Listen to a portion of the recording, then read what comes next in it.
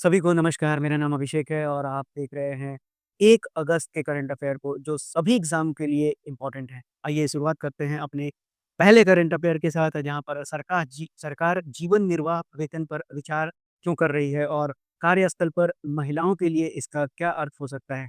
इस पर आइए जानते हैं इस न्यूज़ को पूरे डिटेल में। लेकिन उससे पहले आप मूलिंग का मतलब समझ लीजिए। आने वाले एसएससी की परीक्षाओं में आपको दिख सकता है। एसएससी की परीक्षा तो तब होगी जब वो सही ढंग से मैनेज करेंगे हर चीज़ को। चलिए, तो मूलिंग का मतलब होता है विचार करना, तो याद रखिएगा इस शब्द को। अब समझते हैं इस न्यूज़ को। तो लिविंग वेज का मतलब पहले आप जान लीजिए कि लिविंग वेज होता क्या है? तो लिविंग वेज का मतलब है एक ऐसी सैलरी जो एक व्यक्ति को और उसके परिवार को बेसिक नीड जैसे कि खाना, कपड़ा, मकान, हेल्थ केयर और एजुकेशन फुलफिल करने में मदद करे, सिर्फ़ मिनिमम वेज से ज़्यादा। अब मिनिमम वेज सिर्फ़ एक लीगल थ्रेशोल्ड है, उसे कम सैलरी देना इल्लीगल है। लिविंग वेज एक एथिकल कॉन्सेप्ट है जो डिग्निफाइड लाइफ़ को इंश्योर करता है। अब अगर वुमेन वर्क पे होंगी तो इसका क्या इम्पैक्ट होगा? तो वुमेन वर्कर स्पेशली जो इनफॉर्मल सेक्टर में काम कर रही हैं जैसे कि गारमेंट, डोमेस्टिक वर्क, एग्रीकल्चर, लो पेड जॉब में ज़्यादा होती हैं। अगर लिविंग वेज इम्प्लीमेंट होता है तो उनको बेहतर इनकम मिलेगी, फाइनेंशियल इंडिपेंडेंस बढ़ेगी, जेंडर वेज गैप कम होगा, सोशल सिक्योरिटी बढ़ेगी, चाइल्ड केयर और हेल्थ एक्सपेंसेस के लिए बेटर सपोर्ट मिलेगा। अगर गवर्नमेंट क्या सोच रही है ये बताऊँ तो आपको कोड ऑन वेज 2019 के तहत मिनिमम वेज सिस्टम को सिम्प्लीफाई किया गया है। गवर्नमेंट अब लिविंग वेज कांसेप्ट पर भी विचार कर रही है, जिससे फ्यूचर में इम्प्लीमेंट किया जा सकता है। आईएलओ यानी इंटरनेशनल लेबर ऑर्गेनाइजेशन भी इस आइडिया को प्रमोट करता है। अब आइए जान लेते हैं इसके कुछ ग्लोबल एग्जांपल्स को। तो अगर आप यूनाइटेड किंगडम में देखेंगे तो जो लिविंग वेज फाउंडेशन है, जो एनुअली रेट सजेस्ट करता है। जर्मनी ने रिसेंटली अपना मिनिमम वेज सिग्निफिकेंटली इंक्रीज कर दिया है। साउथ अफ्रीका, न्यूज़ीलैंड जैसे देश भी लिविंग वेज पर काम कर रहे हैं। अब आईएलओ का काम क्या है? तो आईएलओ एक यूनाइटेड नेशन की स्पेशलाइज़्ड एजेंसी है, जो सोशल और इकोनॉमिक जस्टिस देखता है इंटरनेशनल लेबर स्टैंडर्ड के थ्रू। अब इसकी स्थापना 11 अप्रैल 1919 को की गई थी, वहीं इसका हेडक्वार्टर स्विट्ज़रलैंड के जेनेवा में स्थित है, वहीं यहाँ के डीजी हैं गिलबर्ट हुम्बो। और ये भी याद रखिएगा कई बार ये सवाल एग्ज़ाम में पूछा गया है आपसे कि आईएलओ को नोबेल पीस प्राइज़ कब दिया गया था? तो वो 1969 में दिया गया था। अब आइए अगर आपने लेक्चर को ध्यान से सुना है तो इस क्वेश्चन को सॉल्व करने की कोशिश कीजिए।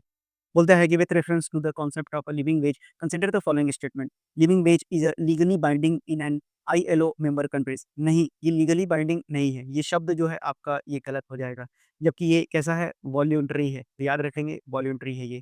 अब लिविंग वेज इंश्योर करता है कि वर्कर और उनके फैमिली अफोर्ड कर सके बेसिक और साथ ही साथ डिसेंट स्टैंडर्ड ऑफ लिविंग, ये बिल्कुल सही है। अब implementation of living veg can help in reducing gender veg gap, ये भी बिल्कुल सही जवाब है। यानी कि इस सवाल का सही उत्तर हो जाएगा आपका 2 और 3। आइए शुरू करते हैं अपना अगला करंट अफ़ेयर को। तो अगला करंट अफ़ेयर वीएनआर से संबंधित है, यानी भारत ने तीसरा वॉलंटरी नेशनल रिव्यू रिपोर्ट जो है यूनाइटेड नेशन में सबमिट कर दिया है। अब आगे बढ़ें उससे पहले आपको यूएन के बारे में बता दें तो यूनाइटेड नेशन जिसकी स्थापना यूएन चार्टर के थ्रू की गई थी। अब इस यूएन चार्टर के थ्रू 24 अक्टूबर 1945 को किया गया था। यहाँ पर 193 मेंबर कंट्रीज़ हैं। साथ ही साथ यहाँ पर 2 ऑब्जर्वर कंट्रीज़ भी हैं। ये भी बात आप याद रखेंगे। यहाँ के जो सेक्रेटरी जनरल हैं उनका नाम है एंटोनियो गुटेरेस, जो कि पुर्तगाल के रहने वाले हैं। वहीं अगर नीति आयोग की बात करें तो सबसे पहले आप नीति आयोग के बारे में जान लीजिए। तो नीति आयोग क्या है?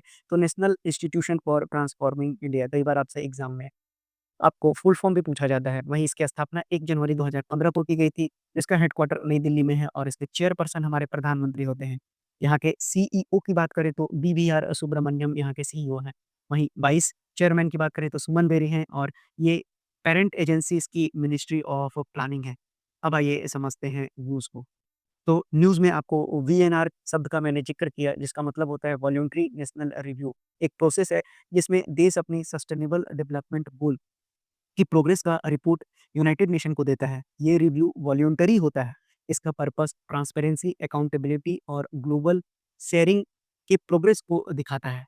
अब अगर इस प्रेज़ेंटेशन की डिटेल की बात करें तो 23 जुलाई को ये प्रेज़ेंट किया गया था और यूनाइटेड नेशन के हाई लेवल पॉलिटिकल फोरम में इस पर सस्टेनेबल डेवलपमेंट की बात की गई थी। और इसको किसने दिया तो बता दें आपको कि वाइस चेयरमैन जो नीति आयोग के हैं सुमन बेरी साहब ने दिया। अब जान लीजिए कि अब इसमें की फीचर्स क्या-क्या थे। तो अगर सबसे पहले फीचर्स की बात करें तो इसमें इंक्लूसिव प्रोसेस के बारे में बताया गया।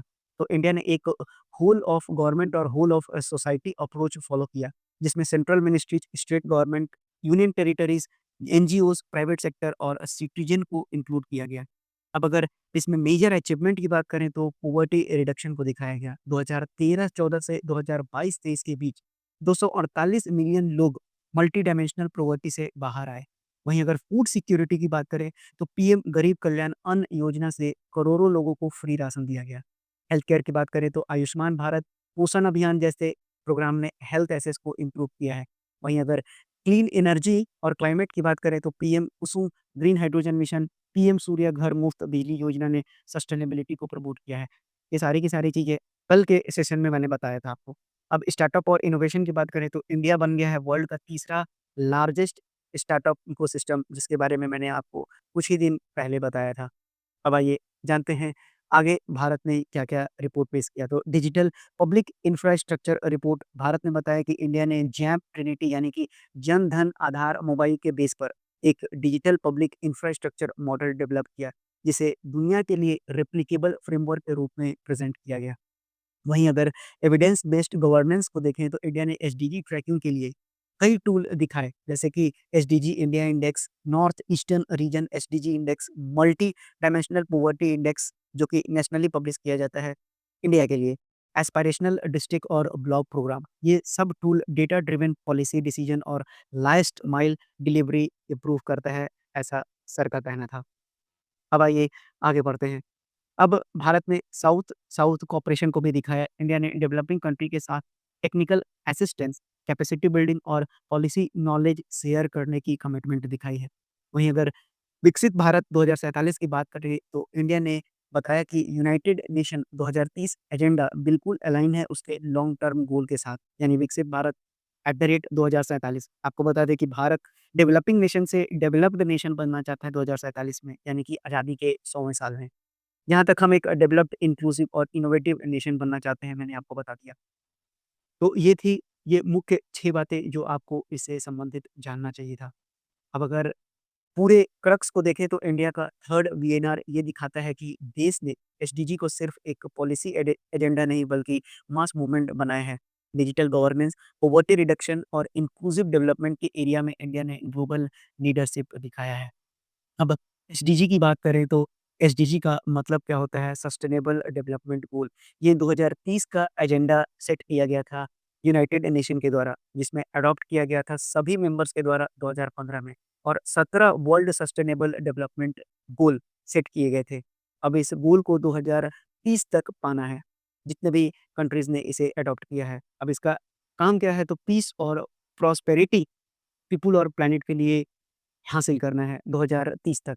चाहे आप क्लाइमेट चेंज की बात करें या फिर ओशन की बात करें या फिर फॉरेस्ट की बात करें। अब आइए जान लेते हैं कि एसडीजी के टोटल 17 गोल हैं, जिनमें से आपको पहला है नो पॉवर्टी, दूसरा है ज़ीरो हंगर, तीसरा है गुड हेल्थ एंड वेल-बीइंग, चौथा है क्वालिटी एजुकेशन, पाँचवाँ है जेंडर इक्वालिटी, छठा है क्लीन वाटर एंड सैनिटेशन, सातवाँ है अफोर्डेबल एंड क्लीन एनर्जी, आठवाँ है decent work and economic growth, नौवाँ है इंडस्ट्री, इनोवेशन एंड इंफ्रास्ट्रक्चर, 10वां है रिड्यूस्ड इनइक्वालिटीज़, 11वां है सस्टेनेबल सिटीज़ एंड कम्युनिटी, 12वां है रिस्पॉन्सिबल कंजम्पशन एंड प्रोडक्शन, 13वां जो कि वेरी इंपॉर्टेंट है क्लाइमेट चेंज। कई बार आपसे एग्ज़ाम में सवाल पूछा जाएगा।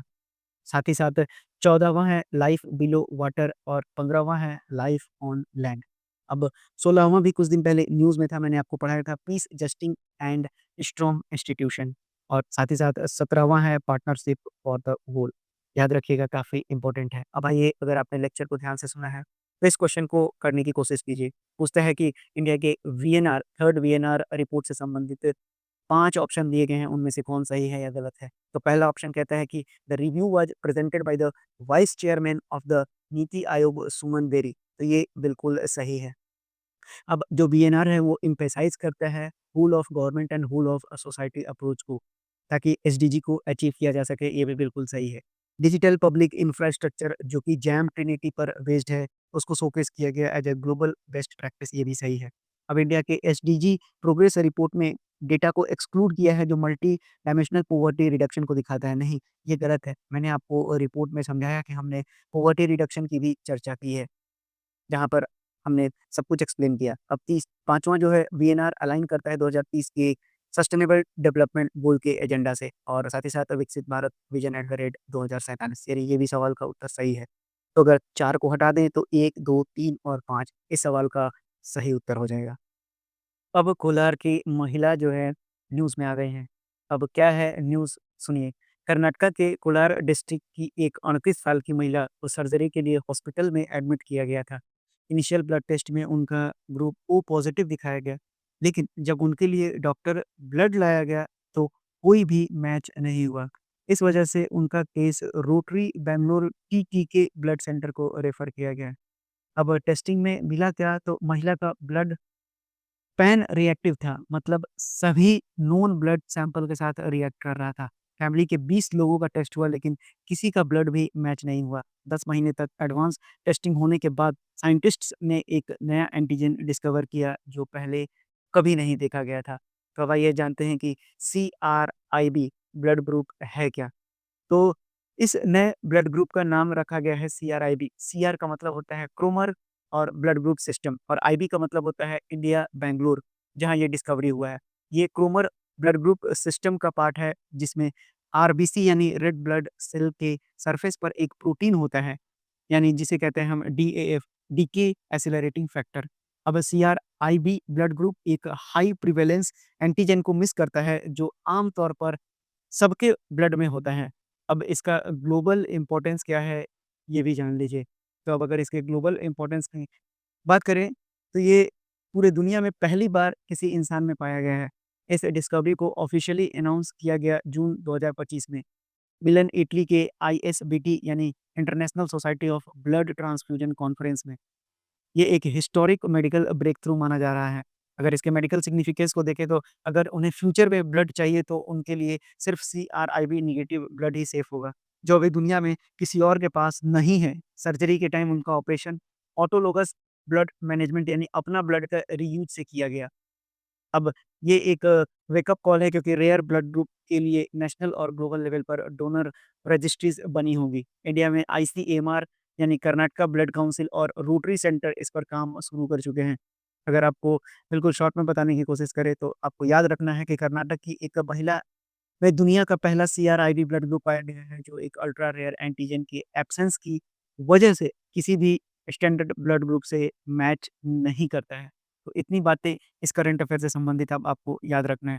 साथ ही साथ अब कर्नाटका न्यूज़ में आ गया है, तो कर्नाटका के लिए आपको सबसे पहले इसकी कैपिटल जाननी होगी। तो कैपिटल है इसका बेंगलुरु। आप याद रखेंगे इसकी कैपिटल है बेंगलुरु और वहीं यहाँ के सीएम का नाम आपको बहुत ही इम्पोर्टेंट है, उनका नाम है सिद्धारमैया। सिद्धारमैया साहब यहाँ के सीएम हैं। वहीं यहाँ के गवर्नर की बात करें तो थावर चंद गहलोत, बहुत ही इम्पोर्टेंट नाम है थावर चंद गहलोत। अब अगर कर्नाटक के बारे में आपको कुछ और बताएँ तो अरेबियन सी से लगा हुआ है, ये इंडिया का एक स्टेट है, जिसे हाईटेक हब के नाम से भी जाना जाता है। अब आपसे विजयनगर की राजधानी आपसे परीक्षाओं में पूछा जाता है तो आपको याद रखना है हम्पी। विजयनगर एम्पायर की कैपिटल क्या थी? तो हम्पी थी, ये भी बात अब याद रखिएगा। अब ब्लड ग्रुप भी न्यूज़ में है तो सबसे पहले आप जान लीजिए कि जो ब्लड ग्रुप होता है उसमें 2 इम्पोर्टेंट ब्लड ग्रुप सिस्टम होते हैं। मैं बता दूँ आपको ताकि आपका एक बार बायोलॉजी भी रिवीजन हो जाएगा। तो ब्लड ग्रुप की बात करें तो यहाँ पर 2 इम्पोर्टेंट ब्लड ग्रुप सिस्टम होते हैं, जिनको हम बोलते हैं ए, बी, ओ और आरएच। अब यही इम्पोर्टेंट था जिसकी शुरुआत लैंड कार्ल स्टीनर साहब के द्वारा की गई थी। यानी कि आप जब पढ़ते हैं कि ब्लड ग्रुप का खोज किसने किया था, तो या फिर डिस्कवरी किसने की थी, तो कार्ल लैंड स्टीनर के द्वारा किया गया था और कब किया गया था, तो 1901 में किया गया था। ये बात आप याद रखिएगा। इन्होंने ही कैटेगराइज़ किया था ब्लड को उनके एंटीजन के आधार पे, जो आरबीसी में होता है। तो अब अगर आप देखेंगे तो एबीओ सिस्टम से 4 मेन ब्लड ग्रुप बनता है। एबीओ से बनने वाले ए है, बी है, एबी है और साथ ही साथ ओ है। अब आपको बता दें कि जो ए जो आरएच सिस्टम है वो डेजिग्नेट किया जाता है या तो पॉजिटिव या तो नेगेटिव। यानी आरएच 2 भाग में बाँटा गया, एक को बोला गया पॉजिटिव और दूसरे को बोला गया नेगेटिव। अब इसी के आधार पे आपके जो ब्लड ग्रुप होते हैं वो 8 प्रकार के बन जाते हैं। क्यों? क्योंकि पॉज़िटिव और नेगेटिव अब आ जाएँगे। यानी कि अब मैं लिख दूँ तो A positive, A negative, B positive, B negative, AB positive, A B negative, उसी तरह से ओ पॉजिटिव और ओ नेगेटिव।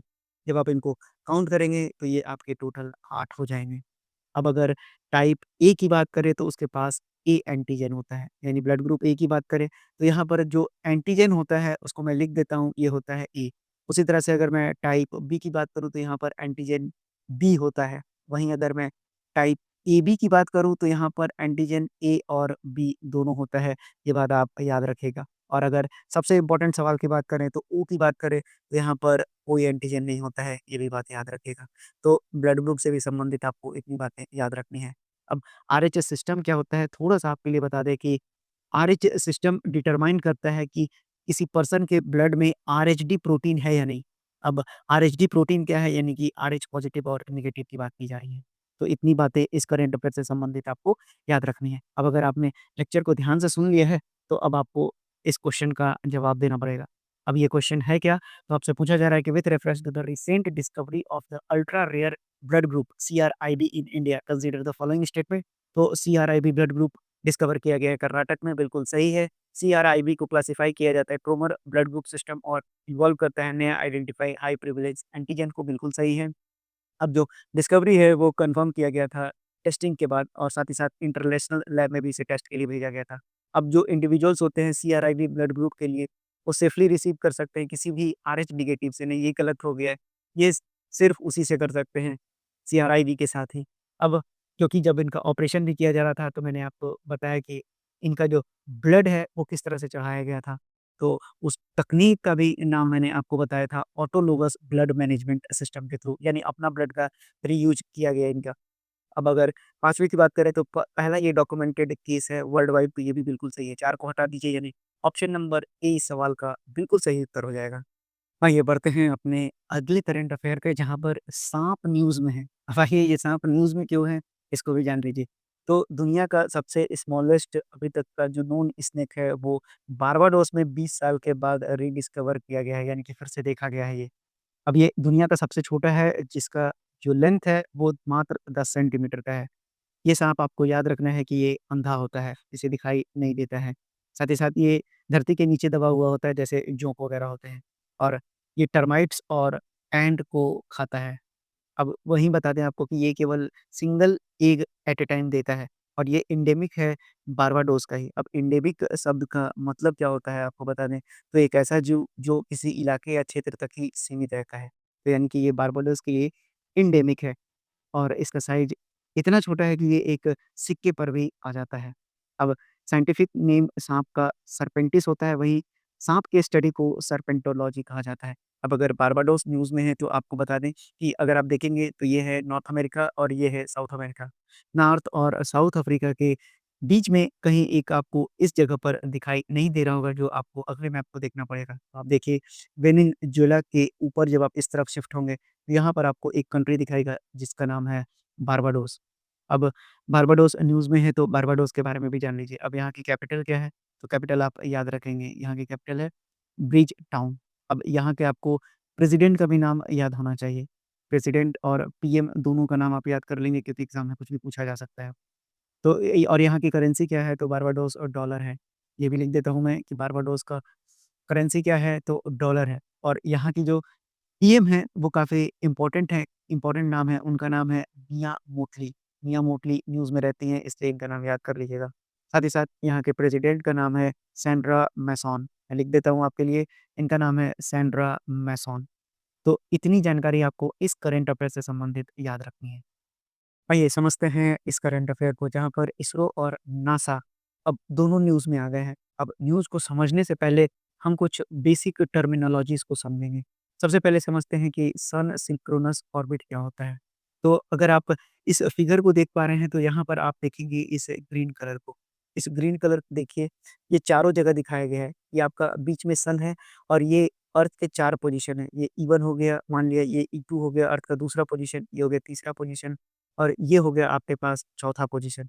अब अर्थ की पोजीशन में आप ग्रीन कलर जो मैंने आपको दिखाया, 4 पॉइंट आपको दिख रहा है, ये साल के 4 पोजीशन अर्थ के दिखाए गए हैं। तो सन सिंक्रोनस ऑर्बिट का आसान भाषा में अगर मैं आपको समझाने की कोशिश करूँ, जिस ऑर्बिट में हमेशा कंसिस्टेंट सनलाइट पड़ता रहे, ताकि जो वो ऑर्बिट करता रहे, क्योंकि सनलाइट ही सोर्स होता है सैटेलाइट को रोटेशन देने के लिए, क्योंकि उसमें जो मशीन लगी हुई हैं, उसके लिए जो एनर्जी, इलेक्ट्रिकल एनर्जी आता है, वो सोलर प्लेट के ज़रिए आता है और सोलर प्लेट पे जब तक सनलाइट नहीं गिरेगा, तब तक सोलर चार्ज नहीं होगा और इलेक्ट्रिसिटी प्रोड्यूस नहीं होगा, जिससे कि उसमें रोटेशन दिया जा सके।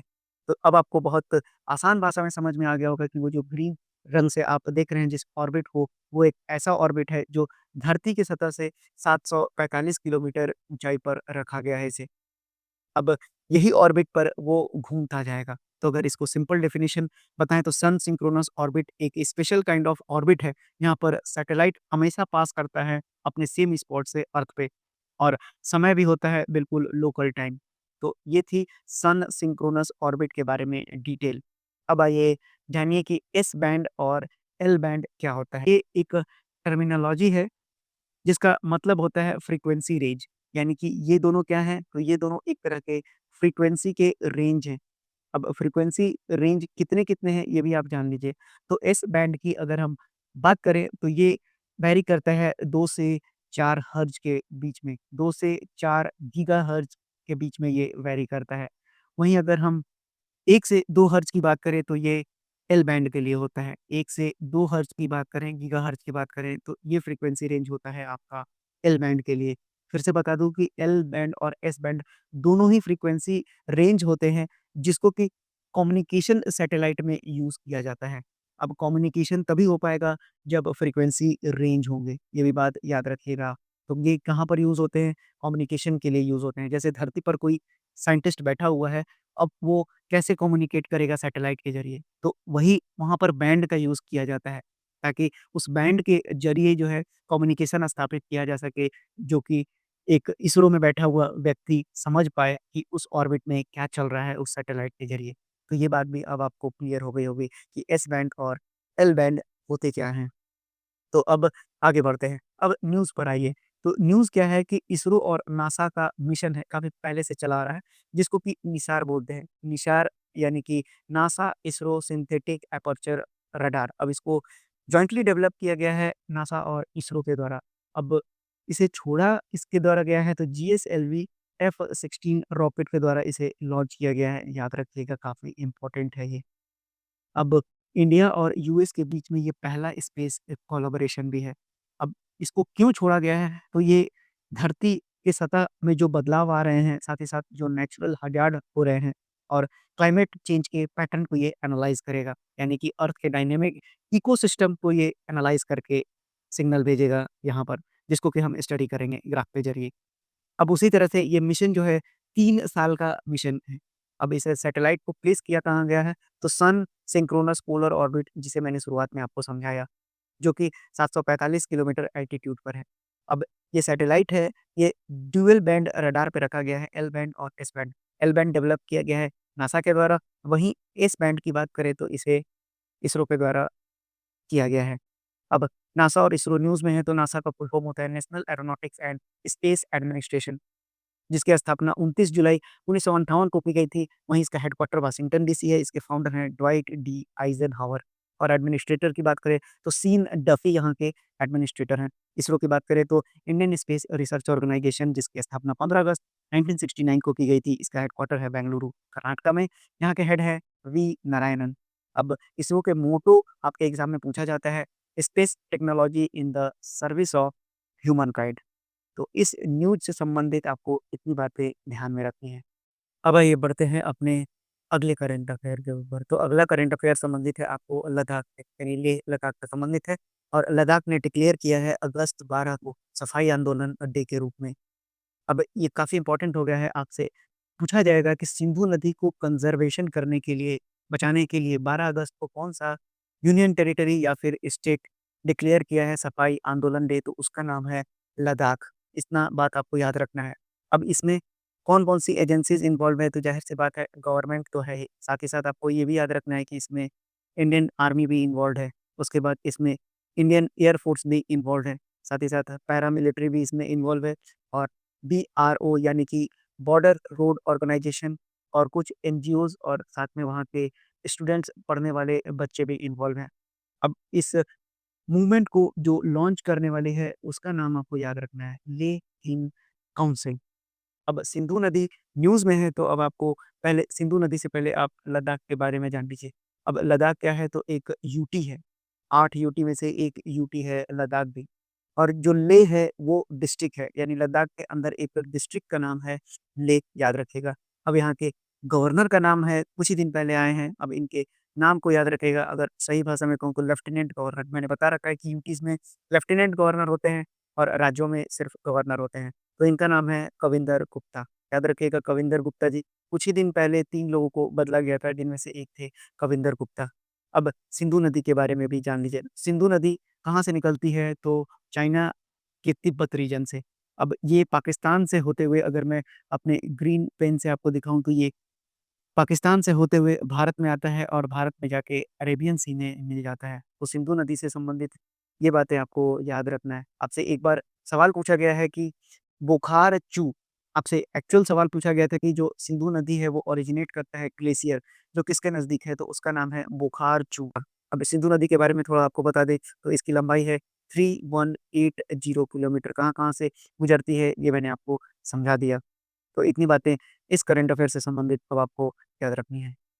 आइए अब प्रोफ़ेसर मिशेले डोवर्टी न्यूज़ में आ गई हैं। इनका नाम काफ़ी इम्पोर्टेंट आपको याद रखना है, मिशेले डोवर्टी, और ये साढ़े 300 सालों में पहली महिला हैं जिनको अपॉइंट किया गया है यूके के एस्ट्रोनॉमर रॉयल पद पे। देखिए, सबसे पहले आप यूके के बारे में पहले समझ लीजिए। तो यूके जिसकी फुल फ़ॉर्म क्या है, तो यूनाइटेड किंगडम है। अब यूके 4 राज्य से मिलके बना है। अब उन 4 राज्यों का नाम मैंने आपको याद करवा रखा है। उनका नाम है इंग्लैंड, दूसरे का नाम है स्कॉटलैंड, तीसरे का नाम है नॉर्दर्न आयरलैंड और चौथे का नाम है वेल्स। तो इन 4 राज्यों से मिलकर यूके बना है। अब यूके की राजधानी क्या है? तो ये भी याद रखिएगा, वहाँ की राजधानी लंदन है। अब यहाँ के पीएम की बात करें, तो यहाँ के पीएम का नाम है कीर स्टारमर। कीर स्टारमर नाम बहुत इम्पोर्टेंट है, इस साल के आने वाले परीक्षाओं में आपको देखने के लिए मिलेगा। वहीं यहाँ के जो किंग हैं, उनका नाम है चार्ल्स III। तो इतनी बातें तो हो गई बेसिक बातें। अब समझाना क्या है कि आप यूके जो है, यूके एक कॉन्स्टिट्यूशनल मोनार्क देश है। अब कॉन्स्टिट्यूशनल मोनार्क देश का मतलब क्या होता है, ये जान लीजिए। कॉन्स्टिट्यूशन भी है वहाँ पर और साथ ही साथ राजा का भी पद दिया गया है। तो ऐसे देश को कॉन्स्टिट्यूशनल मोनार्क कंट्री कहा जाता है। तो अब ये जो चार्ल्स III देख रहे हैं, वो ही इंग्लैंड के क्या हैं, अभी किंग हैं। तो यानी कि ये मोनार्की का एग्ज़ाम्पल हो गया आपको। तो अब होता क्या है कि जो एस्ट्रोनॉमर रॉयल है, जो ये एस्ट्रोनॉमर रॉयल का पद है, ये 1675 से चला आ रहा है। तो अब ये पोजीशन में किया क्या जाता है, तो बता दें कि जो मोनार्की होती है, उनको एस्ट्रोनॉमिकल मैटर पे और साथ ही साथ पब्लिक इंटरेस्ट जो साइंस और स्पेस में होता है, उसके लिए ये एडवाइस करेंगे। ये बढ़ते हैं अगले सेक्शन में, जो कि ऑब्ज़र्वरी सेक्शन से है। अब पीएम मोदी ने भी कंडोल किया है। प्रमीला मेढ़े मैम का नाम याद रखिएगा। प्रमीला मेढ़े जो फॉर्मर आरएसएस चीफ थी। अब आरएसएस यानी कि राष्ट्रीय स्वयं सेवक, जिसकी स्थापना की गई थी 27 सितंबर 1925 को। 27 सितंबर 1925 को आरएसएस का फाउंडेशन किया गया था और किसके द्वारा किया गया था, ये भी याद रखिएगा, तो केबी हेजवार के थ्रू। आरएसएस का फुल फॉर्म भी आपसे कई बार पूछा जा सकता है, तो इसका फुल फॉर्म है राष्ट्रीय स्वयं सेवक संघ, याद रखिएगा। और इसी की जो चीफ हैं, फॉर्मर चीफ प्रमीला मेढ़े, उनका निधन हो गया है। ये बढ़ते हैं अपने आखिरी के करंट अफेयर की ओर, जहाँ पर गुरुकुल स्टूडेंट को अब रिसर्च का अपॉर्च्युनिटी दिया जाएगा आईआईटीज़ में। आप याद रखिएगा, आपसे सवाल पूछा जाएगा कि किस स्टूडेंट्स को रिसर्च अपॉर्च्युनिटी दिया जा रहा है आईआईटीज़ में, तो वो गुरुकुल एक ऑप्शन होगा जिसमें आपको टिक करना है। साथ ही साथ अब इंडिया होस्ट करेगा एआई इम्पैक्ट समिट, जो फरवरी 2026 में होगा। अब जो समिट का फोकस एरिया होगा, वो health care, education, agriculture, climate change और गवर्नेंस होगा। अब एआई का यूज़ किया जाएगा, ज़ाहिर-सी बात है, जो रियल वर्ल्ड चैलेंजेज़ हैं उसको सॉल्व करने के लिए। और गवर्नमेंट भी एक्सपैंड कर रही है अपने एआई इंफ्रास्ट्रक्चर को, ताकि ज़्यादा से ज़्यादा अच्छी सुविधा प्रदान की जा सके सभी को। तो ये थे 1 अगस्त के करंट अफ़ेयर, जो आपके सभी एग्ज़ाम के लिए महत्वपूर्ण थे। तो बिल्कुल अपनी राय भी कमेंट बॉक्स में ज़रूर रखिएगा। आज के लिए इतनी ही, धन्यवाद।